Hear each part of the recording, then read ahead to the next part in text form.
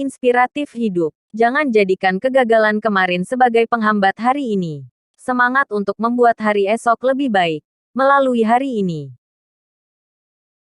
Episode 146. Cynthia menjadi daftar pencarian terpanas. Cynthia mengangguk. Dia buru-buru menghubungi Yudhistira dan menyalakan loudspeaker di depan Sean. Cynthia tahu bahwa pernikahan terakhir Sean hancur karena kebohongan dan pengkhianatan istrinya.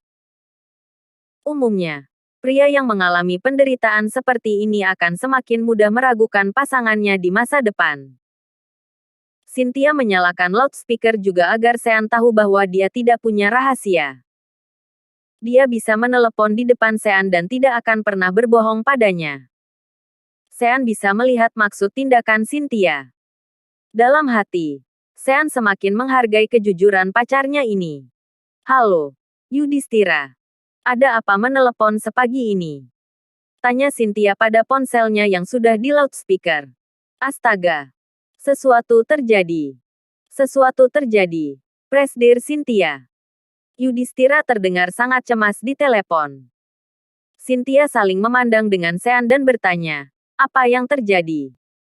Yudhistira menjawab, sekarang berita dipenuhi dengan berita negatif tentangmu. Berita bahwa Cynthia, presdir grup Citra Abadi, adalah pelacur lokal yang terkenal di Jakarta telah menjadi viral. Hah, sepertinya saat pasar saham dibuka sebentar lagi, harga saham Citra Abadi kita akan turun. Pengaruh kehidupan pribadi seorang presdir terkemuka terhadap harga saham perusahaan merupakan hal yang tidak dapat terbantahkan. Sudah banyak kejadian serupa sebelumnya. Begitu berita itu tersebar, harga saham akan turun setidaknya 5%. Sean mengerutkan keningnya dan segera mengeluarkan ponselnya. Dia menemukan di daftar berita viral bahwa memang ada topik, kehidupan pribadi tidak pantas presdir cantik grup Citra Abadi. Sean merasa sangat kesal ketika melihat kalimat ini karena sekarang Cynthia adalah wanitanya. Wanitanya telah difitnah memiliki masalah kehidupan pribadi dan masuk ke daftar berita paling dicari sehingga membuat orang-orang di seluruh negeri salah mengira bahwa hal itu benar. Sean membukanya, lalu melihat ada beberapa foto Cynthia mengobrol dan tertawa dengan beberapa bos Jakarta yang terlihat sangat ambigu. Cynthia melirik foto itu dan segera tersadar bahwa dirinya sudah diserang dengan kejam. Sial. Foto-foto ini sudah diedit. Aslinya aku bertemu beberapa bos ini di tempat umum dan ada orang lain di sekitarku. Presdir Cynthia, segera datang ke perusahaan. Kita harus segera mengumpulkan dewan direksi untuk membahas masalah ini, kata Yudhistira. Oke, aku akan langsung pergi ke sana, jawab Cynthia. Sesudah menutup telepon, Sean meraih tangan Cynthia dan berkata, maafkan aku, Cynthia. Kemungkinan ini semua perbuatan Yoga. Cynthia selalu menjadi orang yang bersih dan tidak pernah menyinggung siapapun. Sean tidak perlu menebak untuk tahu bahwa pasti Yoga yang terus ingin menyerang grup Citra Abadi dengan menggunakan segala cara. Sean merasa sangat bersalah karena Yoga menyerang Cynthia untuk membalas dendam pada Sean. Cynthia tersenyum dan berkata, karena sekarang aku milikmu. Jangan minta maaf padaku. Lagi pula aku, Cynthia Yandra, selalu memegang prinsip dan tidak akan membiarkan mereka mengendalikanku. Aku tidak takut mereka memfitnahku. Sean mengangguk. Dia tahu bahwa dengan kemampuannya, Cynthia mampu menangani masalah ini dengan baik. Cepat pergilah ke perusahaan. Apa perlu kuantar? Tanya Sean. Cynthia menggelengkan kepala. Kamu sudah kelelahan semalam. Istirahatlah di rumah, tapi aku ingin sarapan denganmu sebelum pergi. Sarapan. Bukankah Yudhistira bilang rapat dewan direksi akan segera diadakan? Sean ingat bahwa Cynthia selalu bersemangat dan tegas dalam bekerja. Bahkan, tidak masalah baginya untuk tidak makan seharian. Tapi, kenapa sekarang dia begitu ingin sarapan? Cynthia sedikit malu dan berkata, "Bukankah kamu pernah tinggal di luar negeri? Seharusnya kamu mengerti maksudku." Melihat ekspresi malu-malu Cynthia, Sean tiba-tiba tersadar. "Oh, aku mengerti. Aku mengerti. Kita sarapan dulu. Baru kamu pergi."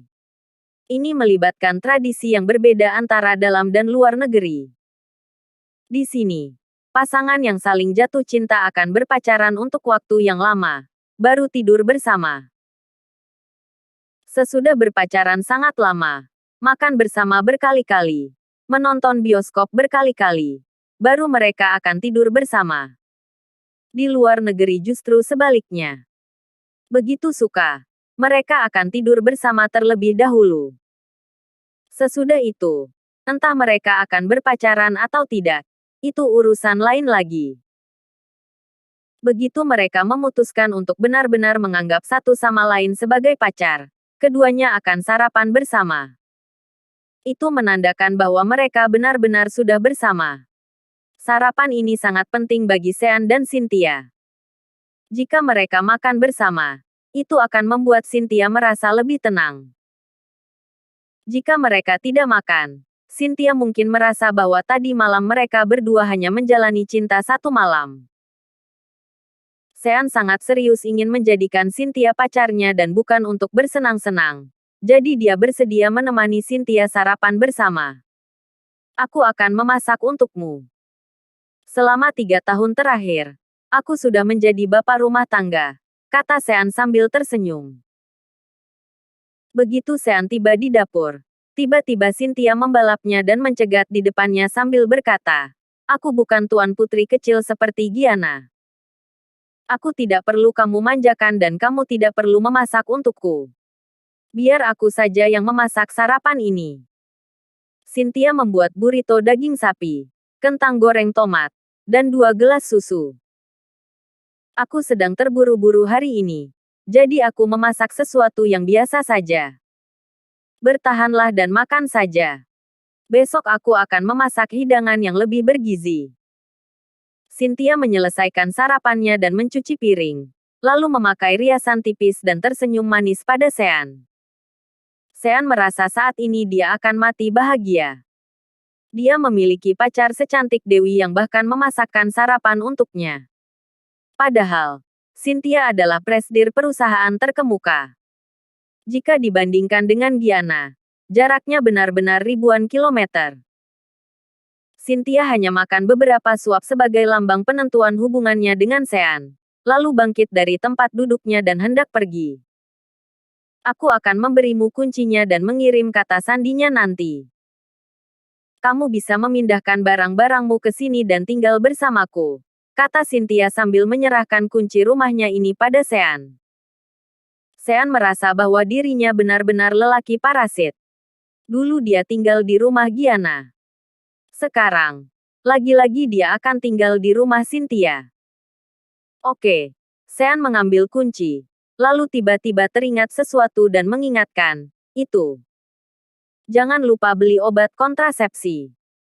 Cynthia adalah seorang wanita yang sangat berhati-hati dalam kehidupan pribadinya.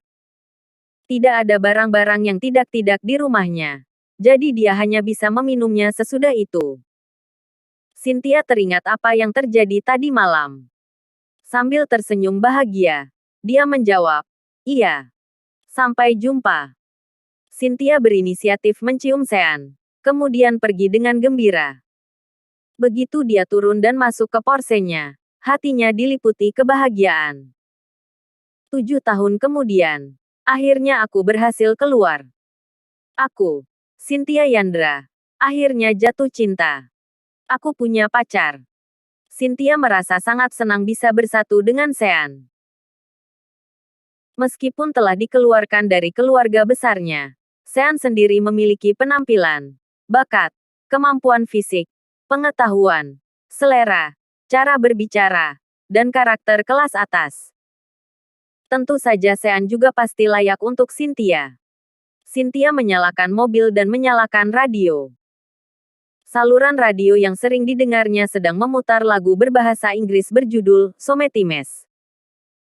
Lompatan nada-nada ini sesuai dengan suasana hati Cynthia saat ini.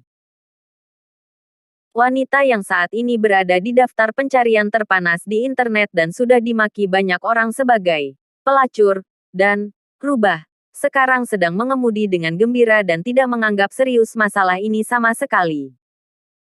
Jalan di depan akan sulit dan berbahaya, tetapi dia tahu bahwa Sean bersamanya.